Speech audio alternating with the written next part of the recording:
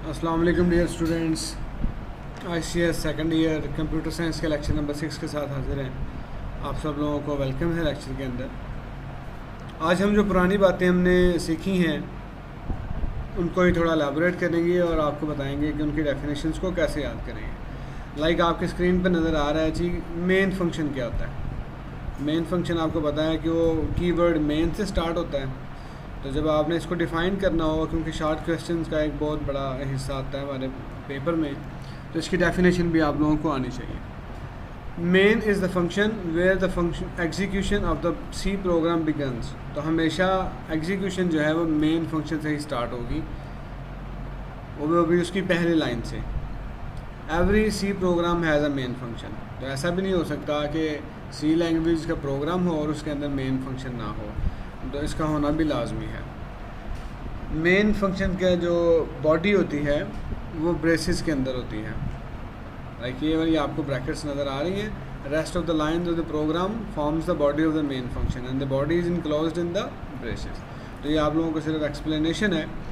अलबत्ता अगर आपको शॉर्ट क्वेश्चन आए तो आप ये वाला सिंपल लिख के तो 2 नंबर्स अपने जो है वो सिक्योर कर सकते हैं। बाकी आप लोगों ने खुद पढ़ना है कि उसको क्या कहा हुआ है। हम उसके फंक्शंस भी बना सकते हैं। C programs are divided into units called functions. अभी आप लोगों को शायद समझने में मुश्किल हो, आगे जाके हम देखेंगे कि किस तरह से हम फंक्शंस बनाते हैं। तो हम मेन के अलावा भी फंक्शन बना सकते हैं। तो अगर मेन के अलावा फंक्शन हैं तो उन्हें आप सिंपली फंक्शंस बोलते हैं। नाम उनका जो है वो हम अपनी मर्ज़ी से रखते हैं। तो इसलिए आपने जो यहाँ पर याद करना है वो मेन फंक्शन है। ये आपके सामने सेंटेक्स लिखा हुआ है मेन फंक्शन का, वॉइड मेन वॉइड, और बाकी उसकी बॉडी है जिसको आप बनाएंगे। जी बेटा, मेन फंक्शन के बाद हम देख रहे हैं जी बॉडी ऑफ द फंक्शन कौन सी होती है। एनक्लोज्ड इन ब्रेसेस, और इसके अंदर क्या होता है, कंसिस्ट ऑफ सी स्टेटमेंट्स। तो मेन फंक्शन की जो बॉडी है पहले नंबर पर याद करना है कि उनको ब्रेसेस के अंदर जो हिस्सा है उसे हम बॉडी बोलेंगे। उसके अंदर स्टेटमेंट्स होंगी। अब हमने लिखा था प्रिंट एफ हेलो वर्ल्ड। तो जो प्रिंट एफ हेलो वर्ल्ड है वो एक स्टेटमेंट है। हर स्टेटमेंट के आखिर में स्टेटमेंट टर्मिनेटर भी आपने लगाना होता है। तो उसकी बात आगे भी आ रही है। ऐसे ही एक शॉर्ट क्वेश्चन आता है बहुत पॉपुलर, व्हाट आर डेलिमीटर्स। तो जो डेलिमीटर्स हैं वो हमें सामने नज़र आ रहे हैं। ब्रेसेस को बोलते हैं ओपनिंग एंड क्लोजिंग ब्रेसेस। ये हमें जो नज़र आ रही है पहले वाली ब्रेस ये ओपनिंग है, और ये जो नज़र आ रही है जिसका फेस जो है ओपन फेस वो लेफ़्ट साइड पे है, ये क्लोजिंग ब्रेस है।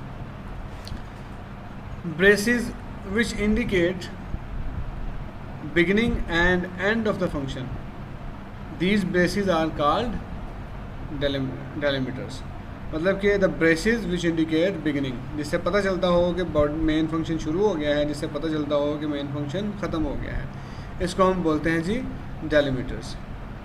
तो ये आपने ऐसे ही बेटा जो मैंने हाईलाइट की हुई है डेफिनेशन, इसको आपने नोट डाउन कर लेना अपने पास, और इसको ऐसे ही आपने याद करना है। ऐसे ही आपने याद करना है जी स्टेटमेंट टर्मिनेटर क्या होता है। तो स्टेटमेंट टर्मिनेटर जो है वो सेमी कॉलन को बोलते हैं। Every statement in a C program terminates with a semicolon. तो यहाँ पर जब मैं टेक्निकल तरीके से बात कर रहा हूँ तो मैं सेमी कॉलन नहीं बोलूँगा, मैं यहाँ पर स्टेटमेंट टर्मिनेटर का वर्ड यूज़ करूँगा। If any of the statement is missing in the statement terminator the compiler will report it the following error. अगर किसी भी स्टेटमेंट के एंड पर ये स्टेटमेंट टर्मिनेटर नहीं लगा हुआ तो आएगा एरर आएगी स्टेटमेंट मिसिंग, और साथ में ये सेमी कॉलन बनाऊंगा। ठीक है जी। तो ये पहचान के लिए है। आपके जो प्रैक्टिकल्स वगैरह के अंदर वाइवा होता है वहाँ पर पूछ लेते हैं भाई स्टेटमेंट टर्मिनेटर कौन सा है, तो आपने बताना सर इस सेमी कॉलन को कहते हैं स्टेटमेंट टर्मिनेटर। तो ये बातें याद रखने की हैं क्विज़ के अंदर भी और शॉर्ट क्वेश्चंस के अंदर भी, और यहाँ पर भी आपको इसकी ज़रूरत पड़ सकती है। अब आती है बात स्टेटमेंट की। अब ये एक स्टेटमेंट है जो हम प्रिंट एफ फंक्शन इस्तेमाल करते हैं। मैंने हाईलाइट किया हुआ है what is actually print f function. ये भी आपसे अकेले में अलग से पूछा जा सकता है, what is a print f function. The last statement in the hello world program is print f function. It is use to display the output of the program on screen. तो ये असल में इसका आंसर है। Print f is a function, अब क्या बोलेंगे, print f is a function that is used to display the output of the program on the screen. तो कुछ भी आपने स्क्रीन के ऊपर आउटपुट करना हो, दिखाना हो, प्रिंट करना हो, तो फिर आप यूज़ करेंगे print F. Print F output के लिए इस्तेमाल होता है, ये आप लोगों ने याद कर लेना है। तो ये एक स्टेटमेंट होगी। आपने देखा होगा कि जब हमने प्रिंट एफ लिखा था तो उसके एंड पे ये स्टेटमेंट टर्मिनेटर भी था, ठीक है जी। तो इसलिए हम कहते हैं ये स्टेटमेंट टर्मिनेटर भी बहुत इंपॉर्टेंट है, क्योंकि अगर ये लाइन नहीं लगा हुआ तो एरर आ जाएगी, पूरी की पूरी स्टेटमेंट जो है वो अपना मकसद ख़त्म कर देगी, खो देगी। फिर मैंने कहा था कि फंक्शन की पहचान होती है कि उसके आगे जो है वो ब्रैकेट्स लगी होती हैं, पैरेंथेसिस लगी होती हैं।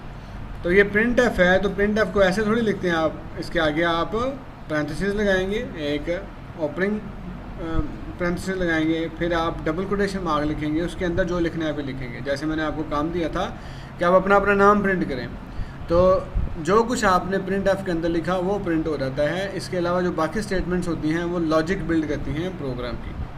तो लॉजिक बिल्ड करने के अलावा इसका जो काम होता है वो आउटपुट करना होता है, यही हमें मैसेज कन्वे करती है कि हमारा प्रोग्राम कर क्या रहा है।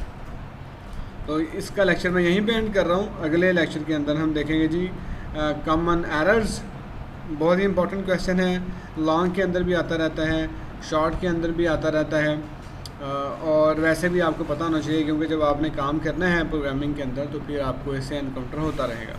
अगले लेक्चर में बात करेंगे जी कॉमन प्रोग्रामिंग एरर्स की। Till then take care of yourself, see you इंशाल्लाह इन द नेक्स्ट लेक्चर। अल्लाह हाफिज़, अस्सलाम वालेकुम।